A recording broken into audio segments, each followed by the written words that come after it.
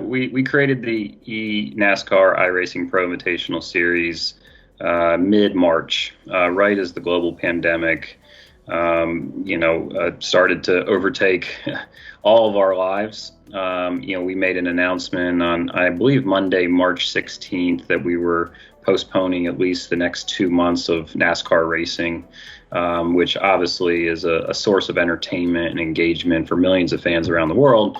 And we quickly pivoted to creating this Pro Invitational Series, which for those that aren't as familiar with iRacing, this is our simulated virtual racing product that's been around for 15 years with gamers all over the world, and most notably competing in the Coca-Cola iRacing Series. But we created a new series on the iRacing platform with our partners at Fox and iRacing that featured our top athletes, all the drivers that our fans are used to seeing on Sunday afternoon compete on actual tracks. We now just had them competing in a virtual sense. And the feedback, the engagement from the fan base has exceeded anything we kind of went in with. We're averaging over 1 million viewers, trending on Twitter every weekend. It's being broadcast in 160 countries. We've got a free-to-play game, daily fantasy. There's even real money gaming around the Pro Invitational Series. So it's truly been a little bit of a light in a pretty dark time.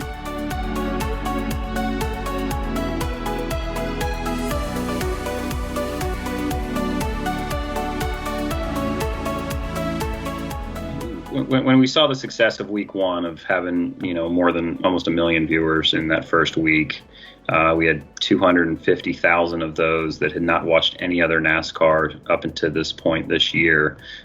So speaking to a younger, more diverse audience, we quickly, saw an opportunity to work with mostly our current partners. So first and foremost, we worked with Penn National Gaming to relaunch their the app they had created, the NASCAR Finish Line app, which is a free-to-play game, 6-7 questions where you can win up to $50,000 during the normal NASCAR season. We relaunched that as the eNASCAR Finish Line free-to-play game.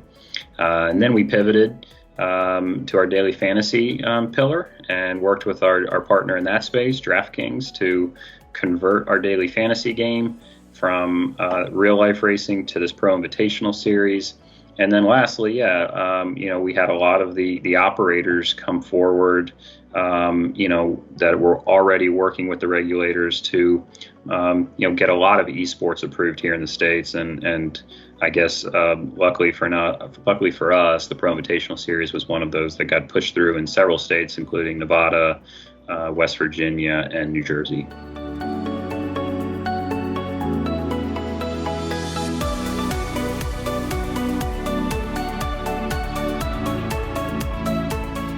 The feedback's been incredible. I mean, just this past weekend in Talladega, or virtual Talladega, I should say, with the Geico 70, we did 1.2 million viewers. About 30% of those were between the ages of 18 and 49, so it's skewing younger. It's skewing a little bit more casual. So we think we're bringing in, that esports fanatic as opposed to maybe just a NASCAR fan.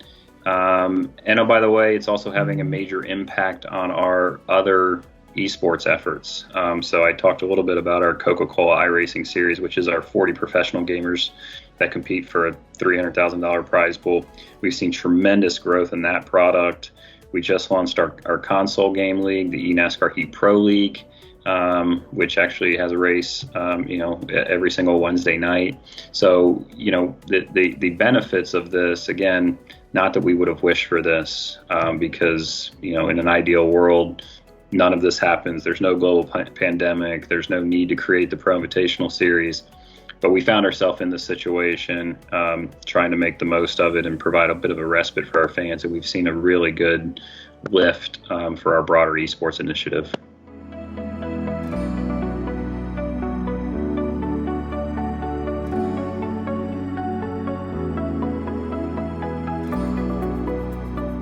Yeah, I mean, I think you've seen in the last 16, 18, 20 months, a tremendous lift in esports, especially here in the States. A ton of focus on it. Certainly in the last 6 weeks, esports has sort of taken center stage with what maybe you'll call the 15 minutes of fame. And I don't think it'll ever go away now. I think it's been brought out to a different light. People are touching it. Perceptions are changing around what esports is. And for us, right, we've now seen an incredible influx of interest from partners, commercial partners, that, again, we're came into the sport looking for return on their investment from actual racetracks or actual race teams or actual drivers. And again, it's not going to replace that. But they've been able to derive good amount of value when you're talking about that type of exposure of 1.3 million viewers and 160 countries and all #1 trending on Twitter, all of those things at a time when most sports sponsors are thirsting for any sort of activation opportunities. This has been a nice little win for a sport that is so heavily reliant on partners and sponsors. So again, we're ready for the Pro Invitational Series to sunset, and for us to be able to go back to actual racing, because that's where that's our core product. But we also understand that this moment in time is pretty unique, and we hope that it's again provided a little bit of it's provided people with some smiles, with a break in the action, a break from their timelines and their nightly news to just enjoy rivalries and competitiveness and unpredictability and drama and all the things that we all love about global sport.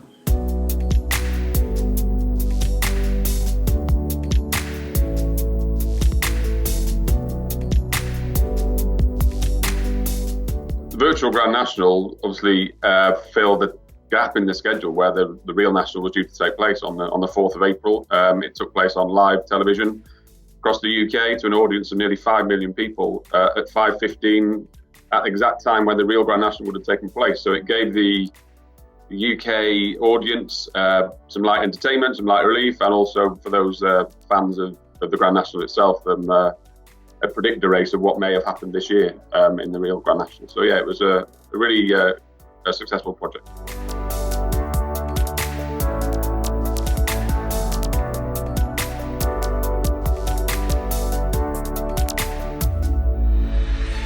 So we worked with the Betting and Gaming Council alongside the NHS, alongside ITV, who were the broadcaster, and our partners as well, our customers, to create the virtual Grand National product, not only to create some light entertainment for the TV audience, but also as a way of creating a charitable donation to a very, obviously very important cause at this time. So it was a challenge to work both angles, the charity, the betting, and the television program in unison together.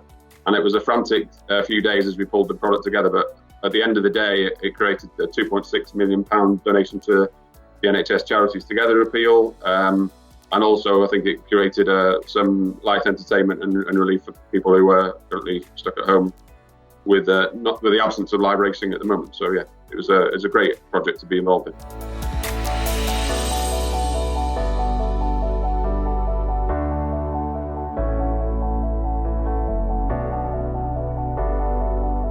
For the Kentucky Derby, it's going to be a 3-hour long program on national television in the US via NBC, with the race itself, the Legends race, appearing around 5:45 local time. So that's going to be in prime time on national television in the US, which is going to give a really wide awareness of virtual racing in particular. And we spent clearly a lot of time over the last days and weeks trying to recreate Churchill Downs as accurately as we can. So we're hopeful of a good audience, clearly, and there's a whole backstory to how people are going to dress up, and they'll wear the outfits that they would have worn to go to the actual Derby, and there's cocktail recipes and drink recipes, and people are going to be kind of virtually gathering in their groups to watch the event. So hopefully it'll be a nice entertainment package for this Saturday.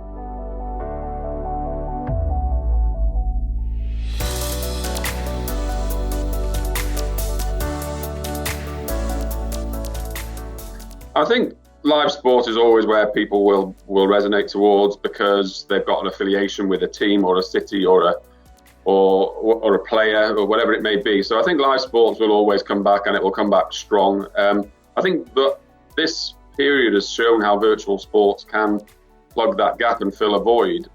But I think the increase in the number of players we have who would have experienced virtual sports for the first time during this period, I think will show, and I think there will be a tail, and people will hopefully have had a good experience with virtual sports and will remain with the product for the short, medium, and long term. So I think there will be a tail that will remain with the product through, even post the return of live sport. But live sport will come back, thankfully, and hopefully be as strong as it ever was.